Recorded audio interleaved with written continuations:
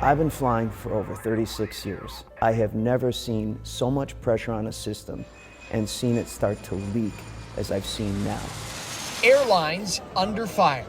The FAA feeling the heat. How many times are we going to have to issue the same recommendations? And furious passengers stuck in the middle. I feel like every time I travel, it's just never goes well. White hot demand without enough staff, pushing the system to its breaking point and testing leadership from the top down. That's a lazy way to oversee airlines. And he's a pilot.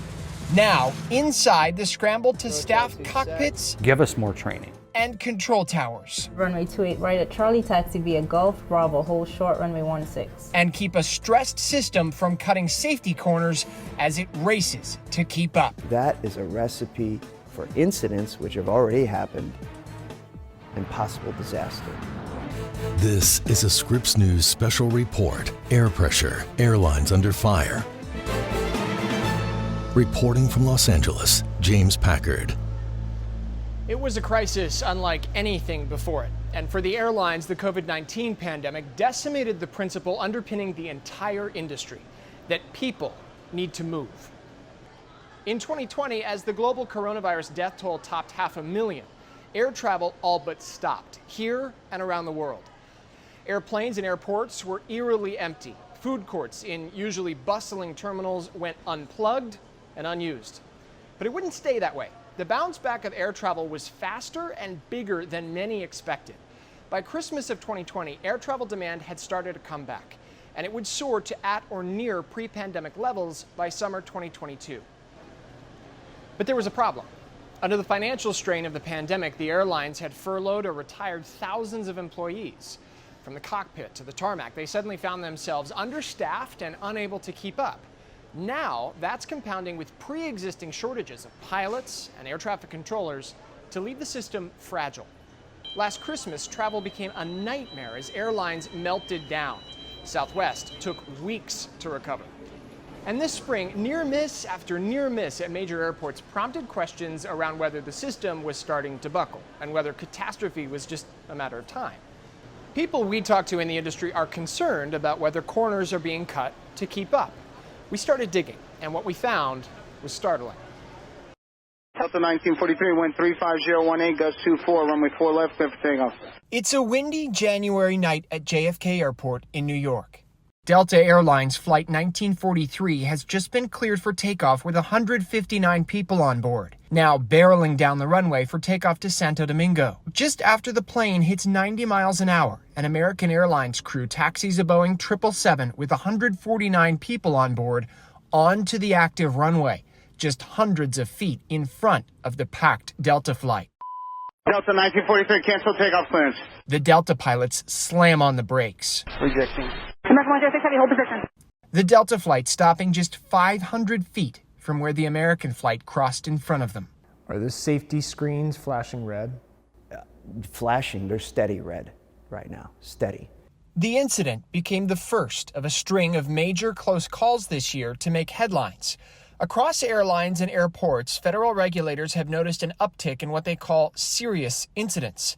And inside some of the world's biggest airlines, pilots are sounding alarms. But now, Scripps News has learned, in the months before the JFK incident, American Airlines made a string of changes to pilot training that, taken together, the airline's pilots union says could pose a real risk to safety, just as the airline industry feels stress like it's never felt before. I've been flying for over 36 years, 30 years in the airlines with military experience prior.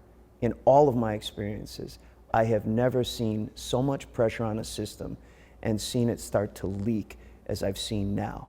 System-wide staffing shortages from pilots to air traffic controllers to ground crew, coupled with a rapid rebound of post-pandemic demand and inflation, has put unprecedented strain on what has long been the safest way to travel. Now, as airlines struggle to keep planes moving without enough workers, pilots are concerned they're cutting safety corners and that regulators aren't paying close enough attention.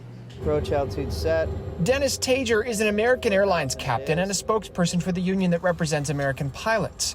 They went through and they culled through all of the requirements. What's the requirement by the FAA. And any time they found a high blade of grass that we were doing more than the FAA required, they said this is an opportunity to reduce that touch time with instructors and give that instructor time to go do something else. Reduced frequency of brush-up or recurrent training.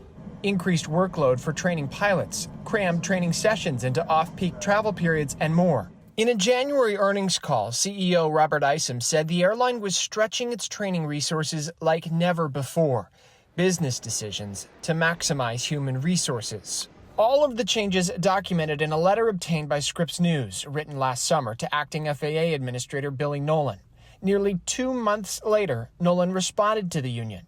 Flight Standards reviewed these and found them to be consistent with regulatory requirements and policy. I'm not asking you if it's legal. That's a binary thing. That's a lazy way to oversee airlines. And he's a pilot. The most toxic thing you can say on the flight deck is, "Hey, Captain, it's legal." Since that summer letter, more concerning changes came at American Airlines.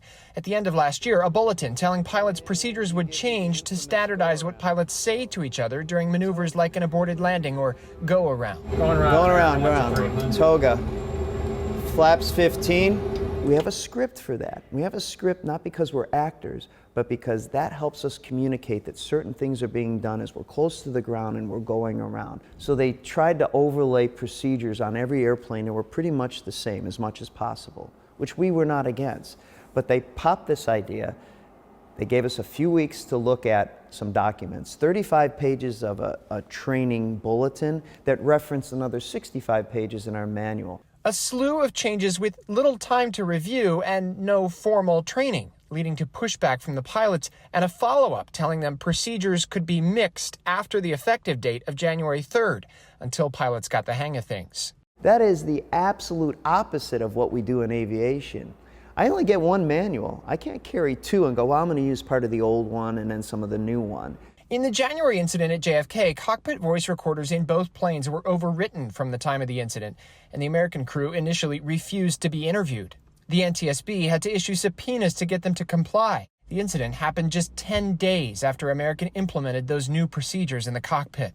The NTSB told Scripps News the investigation will include any communication or procedural issues inside or outside the cockpit that could have affected the safe operation of the flight. While the FAA data on runway incursions shows no significant change in the sheer number of incidents, still tracking with about 1,500 to 1,800 incidents a year, it is the type of incident that is alarming. There have been far too many close calls and near collisions recently, any of which could have had devastating consequences with precious lives lost. At a safety summit in March, the head of the National Transportation Safety Board pointed the finger at the FAA for allowing NTSB safety recommendations to languish for years without implementation. The NTSB has issued 7 recommendations on runway collisions that have not been acted upon. How many times are we going to have to issue the same recommendations? Scripps News reached out to the FAA for comment. They said they're exploring new technology to help alert controllers to potential runway incursions. As for the concerns from American Airlines pilots, in a statement they repeated what they told the Allied pilots last summer and added, "We appreciate the Allied Pilots Association's continued commitment to aviation safety." American Airlines told Scripps News, "Safety is the foundation of every decision we make at American and is the North Star of our flight training program. Any changes or updates made to our flight training protocols are always in line with Federal Aviation Administration regulations and are only issued after a thorough risk-based safety assessment. We have the best, most expertly trained pilots in the business who are unwavering in their mission of operating a safe airline for our customers and fellow team members." There's going to be cracks in the system under pressure, and they're starting to show up in these incidents. Thank God they haven't been accidents. When we come back, we go inside one of the country's top schools for air traffic controllers. What these instructors are doing to help alleviate a shortage that's left control towers at risk when things go south. You're watching a Scripps News Special Report, Air Pressure, Airlines Under Fire. Here again from Los Angeles, James Packard.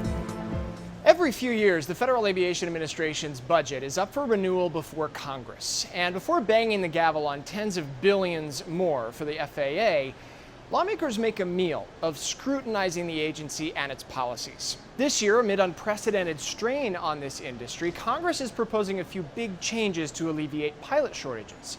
One is raising the required retirement age from 65 to 67. That's 2 years older than the international standard. The effort is getting aggressive pushback from pilots. The president of the world's largest pilots union told us this.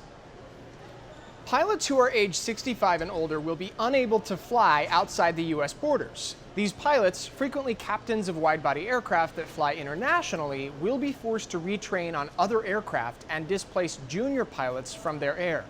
Then there's the effort to reduce the number of hours a new pilot must log before they're eligible to be hired by an airline. After a 2009 crash in upstate New York killed 49 people, the FAA started requiring new hire pilots to have 1,500 hours of flight time. Now, Congress will consider lowering it to 1,000 hours. Some people think that may be risky, but it would be welcome news in places like Farmington, New Mexico. There, commercial air travel stopped when airlines determined the cost of getting a regional plane to the rural community was too high. Mike Lewis runs the airport there, and he spent hundreds of thousands of dollars renovating his terminal in anticipation air service would return. It never did.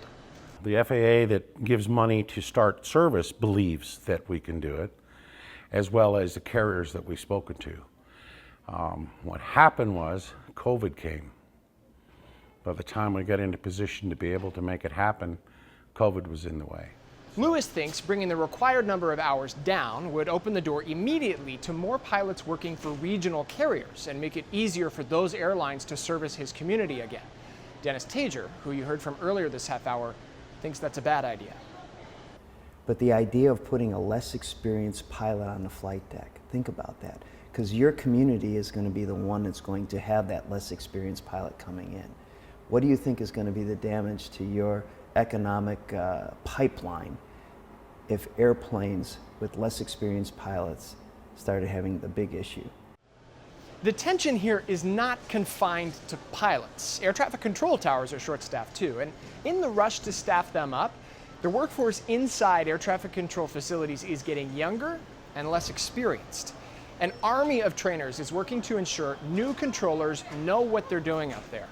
We went behind the scenes to understand the rigorous training it takes to prepare a new controller for the job. Well, we're at Academy Airport. Welcome to the country's preeminent airport for student air traffic controllers. Runway 28 right at Charlie Taxi via Gulf Bravo, hold short runway 16. Here, pilots taking off and landing on busy runways trust the eyes and ears of young controllers learning on the job. Southwest 777, climb and maintain 17,000. As real as it gets, that is, for a simulation. This is how it works in real approach controls. This is the learning laboratory inside New York City's Vaughn College, a school with one of the country's top-rated programs churning out trainee air traffic controllers. This is the actual airport that tower controllers train on at the FAA Academy in Oklahoma City. We can create problems of any volume and complexity here. So we start the student off on the more elementary problems with not a lot of aircraft, and it'll get busier and more complex. Instructors Steve Fano and Roy Kennis, themselves retired New York air traffic controllers, are helping to train these students for one of the most demanding jobs out there. Across the street, LaGuardia Airport, the ground controller might be talking to 10 or 15 airplanes at one time,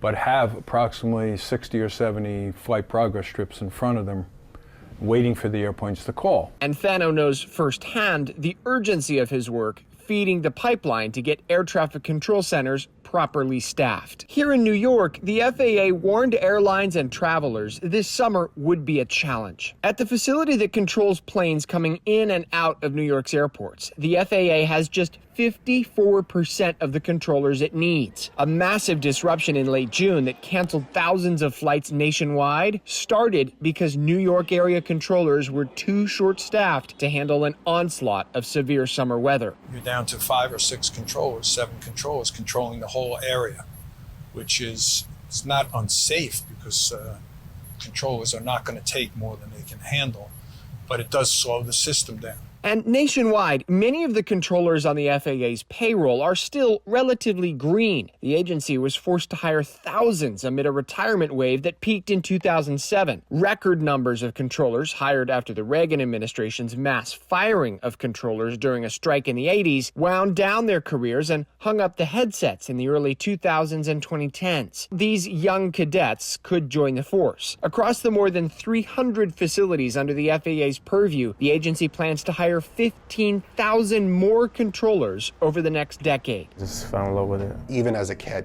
I would always be outside watching aircraft. I kind of just grew up with it. My mom worked for Lufthansa Airlines, and so we got to fly around. Vaughn College feels the need, but the instructors also know these new controllers have to be trained right. You cannot overstate how important doing this is to getting the feel of being a controller or training to be a controller. It's just absolutely critical. Yeah, we're doing simulations here, but you get that feel of a controller. My first lab, I was very nervous. I was stumbling over the phrases.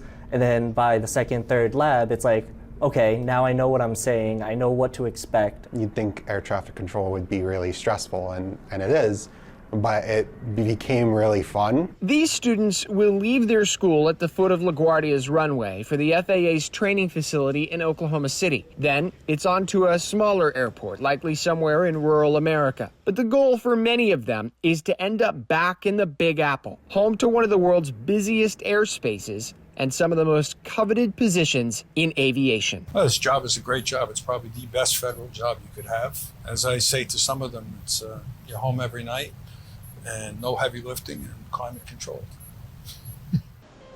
Next on Air Pressure, when your flight is canceled or delayed, what should you do? What can you do? Probably more than you think. We're talking to one of the industry's leading experts on what the airlines might owe you when things go wrong.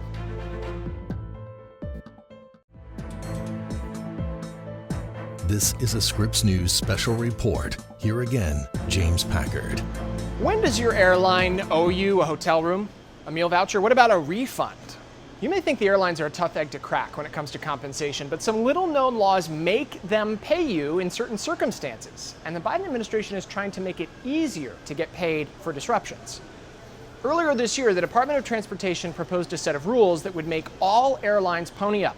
They'd have to pay for meals, hotel rooms, transportation, and even reimbursement for disruption-related costs.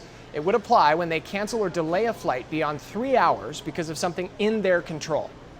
Earlier, I spoke with Scott Keyes, the man behind Going, previously known as Scott's Cheap Flights. The good news for travelers is your rights to a refund if you choose not to travel apply whether or not your flight was disrupted for factors within the airline's control or factors outside the airline's control. What the federal government says, and this is under federal law, that if an airline cancels or significantly changes your flight, you are entitled to a full cash refund, period. It doesn't matter if that flight cancellation was caused by a thunderstorm, doesn't matter if it was caused by a snowstorm, doesn't matter if it was caused by the pilot sleeping through their alarm. If that flight is canceled or significantly delayed, you're entitled to a full cash refund if you choose not to travel. So for folks who that cancellation is going to lead to enough of a disruption that you decide it's just not worth it, you can get your money back. You do not have to take a travel credit. Yeah. And it was sort of for those reasons you just laid out that a lot of travel experts said that because you were entitled to these things already, you didn't necessarily need travel insurance. But there are other factors at play here. Sometimes, your flight is delayed beyond a day, for instance, and you have to pay for an extra day in long-term parking to get back home at the airport. And so people had said that travel insurance, that $15 add-on when you check out with a plane ticket isn't really worth it. Do you think now it may be with all that's going on in air travel right now? In certain situations, it can be. Here's how I like to think about travel insurance. The first thing I like to do is to take stock of all the ways I already have insurance and then try to think, are there scenarios outside of those areas where I might like additional insurance? So some of the ways you already have insurance on your flight. First, from the federal government who says that if an airline cancels or significantly changes your flight, you're entitled to a full cash refund if you choose not to travel. Second, you have insurance from the airline itself, which when you agree to their terms and conditions, those terms and conditions say if your flight gets canceled, they still agree to put you on the next available flight. And then finally, a lot of folks already automatically have insurance from their credit card.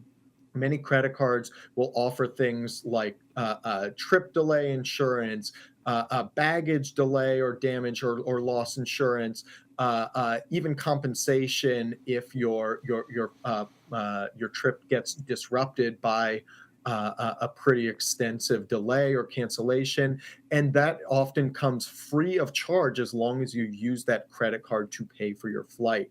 But I like to think about all those ways I'm already insured and then try to think, well, is there some sort of scenario where I want to buy additional insurance? And a classic one that I think usually is worth it is, let's say you live in Columbus, Ohio, and you want to fly down to Miami for a cruise for your 50th anniversary. Oftentimes it's a good idea to buy insurance on that cruise, because if a flight delay from Columbus to Miami causes you to miss that ship leaving port, well, they're not going to hold the ship for you. But it's not the cruise's fault that you didn't show up in time. It's not the airline's fault that you have a cruise that they missed. So buying additional insurance can prove beneficial. Right. Scott Keyes, founder of Going, formerly Scott's Cheap Flights. I appreciate it, Scott. Thank you so much. Thank you so much for having me. And thank you for joining us for this Scripps News Special Air Pressure, Airlines Under Fire. If you are traveling this summer, be patient and be aware of your rights when you fly. And for more of our coverage, you can follow us at Scripps News on social media. In Los Angeles, I'm James Packard reporting.